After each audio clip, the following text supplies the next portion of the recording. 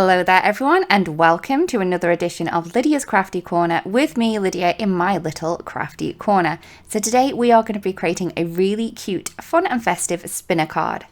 So the sets I'm going to be using today are the Big World and the Lovely Ornaments. Now these work perfectly together because they are exactly the same size. I'm going to start with the solid image from the Lovely Ornaments stamp set, and I am going to prep this because it is a solid stamp. To start with, I am going to ink this all over using the Frayed leaf ink. I'm then going to take the Forest Glades and just dab that into little places on the image and then kind of just blend it out a little bit. Now I don't want this blended perfectly because I do want that kind of different effect on this little image here. I'm going to do this exactly again, so I have two of these. They're not going to be exactly the same because we do pop those little darker points into different areas this time round.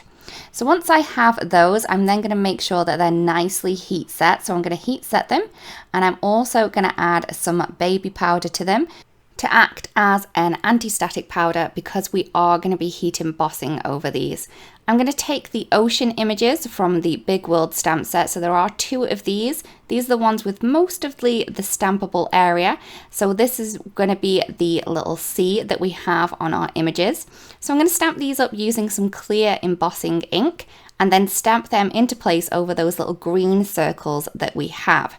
So once I have those nicely stamped, I'm then going to take some of the Caribbean Sky embossing powder and I'm going to pop that over the image. Now I'm just going to heat set that, and you can see that we've got that really beautiful opaque kind of sea going on our little world images. Now I'm going to do exactly the same for the second one using the other ocean stamp from the Big World stamp set. Again with the embossing ink and then heat set using the Caribbean Sky embossing powder. I then wanted to add a little bit more detail to the little land images that we have. So I'm just going to ink blend some of the forest glades into little areas of the little land. Now the embossing powder will resist this, so you're not going to go over the sea, so don't worry. I then added a little bit of kind of dots, so I'm kind of more of dabbing the blending tool onto the image rather than blending it round. And this is going to give me more of a stippled effect. Once I did it with the Forest Glaze, I then wanted a little bit of darker colour, so I'm going to use the Evergreen too. And you can see that we have that kind of more natural look to the image there. I'm then going to take the die, the circle die from the Big World die set, and I'm going to pop that into place over the image that we've just created. Now this one just fits within the image and it is going to cut perfectly around that line. So there's going to be no white edge on these die cuts. So once I've done the first one, I'm then going to do exactly the same for the second one too. Now I have my two images, so when I pop these together, it looks like we have our full globe now, which is very, very cool. So I'm going to add a little bit more embossing onto here. So I am going to add some more anti-static powder. Then I'm going to take one of the images from the Lovely Ornament stamp set. This one says Joy to the World.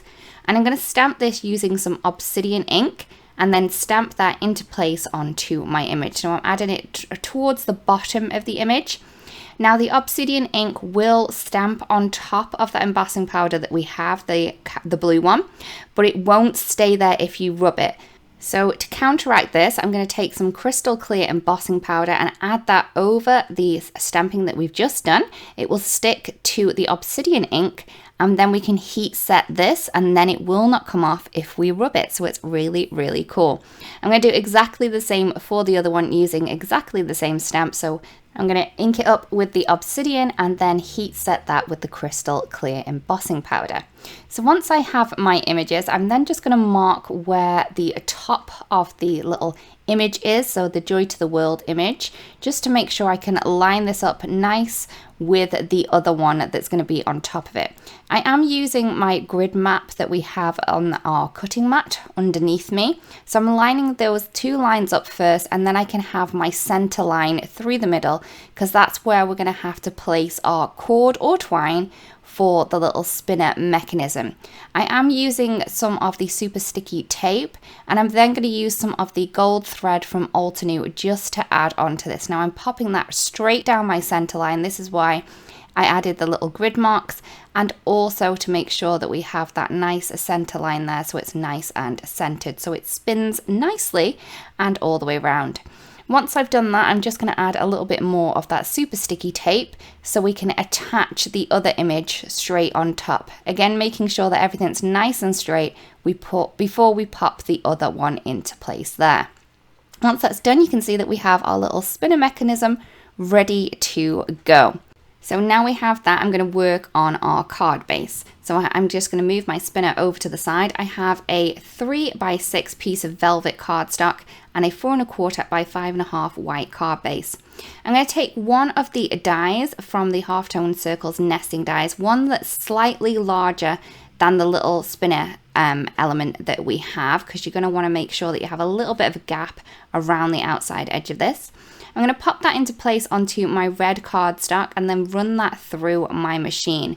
We are creating a window in this little panel and also our card base, so they do want to be in the same place. So I'm going to pop that into position where I want it on my card base. I'm just going to add a little bit of a guideline in there so I can pop the die, the same die, into place on the card base too. Now when I run that through my die cutter machine, I did make sure that the card was open so I didn't cut through to the back. I'm just going to get rid of any of the pencil marks with my little eraser there.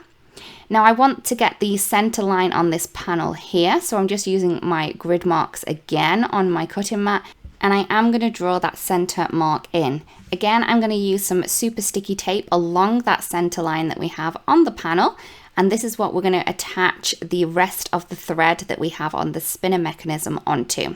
So I can then pop my spinner mechanism into that center piece where we want it to be, making sure that there's a little bit of a gap all the way around the outside, and then pull those little threads nice and tight along that super sticky tape. Once that's done and then nicely in place, we can then add glue to the rest of the panel. So I'm just going to be using my Altenew glue tape for this, or you can use whichever glue that you wanted, or even some more super sticky tape, but I do find that this works perfectly for this. I'm then going to flip that over, making sure that the thread is hidden with the adhesive, and then just pop that into place, lining up the two little windows that we've cut with the Halftone Circles nesting die. I'm just going to get rid of any of the overhanging pieces from the panel, and you can see that we now have our little spinner element in place, and it does work perfectly. You just need to kind of spin it up, and then when you open your card it will spin around, which is very, very cute. I'm then going to add a little bit more of a detail to this. So I have the kind of globe holder from the Big World die set. And I'm just going to cut this out of some glitter cardstock. Now I already have some double-sided adhesive on the back of this, so I did use my metal shim just to run that through to make sure that this was going to cut out perfectly.